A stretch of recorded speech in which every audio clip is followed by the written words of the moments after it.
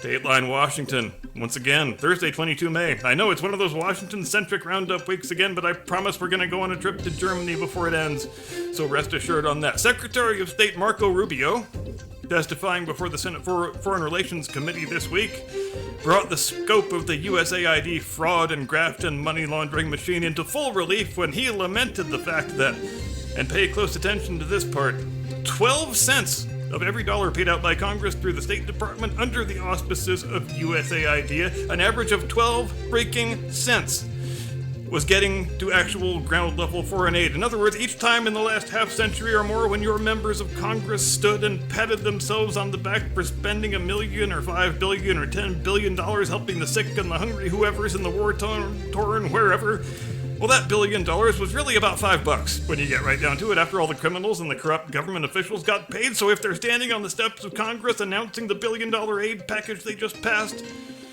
well, by the time it gets from Washington to Rwanda or wherever, after everybody in the Biden and Pelosi families has taken their cut, there's enough left over to buy one guy one pack of smokes. Here you go, sir.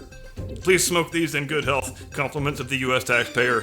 You're welcome. And if you haven't watched this hearing, I do encourage you to go take a look at it, because Secretary Rubio is really hitting it out of the park lately. He was viewed for a long time when he was in the Senate, and not incorrectly, as sort of an establishment fence-sitter, if you will, but it seems like he's had a real sort of come-to-Jesus moment since he took on his current post and got a good look below decks into the proverbial engine room of the State Department, and he seems to have been genuinely shocked by the extent of the corruption and abuse and mismanagement that he has found down there. And for the senators in the committee room, it shouldn't make a difference, but it does.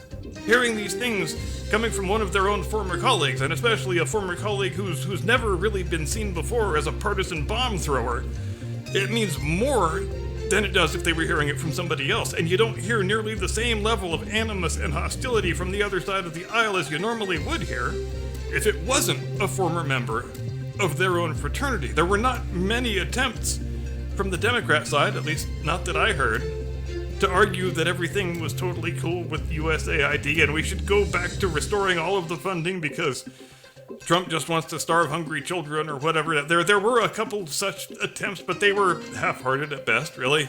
And ultimately, isn't it a great opportunity to get people to unwittingly expose themselves for what they really are and the extent of the corruption in which they've involved themselves? Because we have wondered for a long time, many of us, how is it that so many people enter Congress with no money or assets of which to speak, and when they leave 6 or 8 or 10 years later, they have managed to accrue quite considerable fortunes, despite having only a modest salary in the low 6 figures? The point being, when the news comes out that 88 cents of every foreign aid dollar was being spent fraudulently, take down the names of the members of Congress who complain the loudest and are the most eager to see things go back to the way they were. Because those people have probably just unwittingly incriminated themselves, is all I'm saying.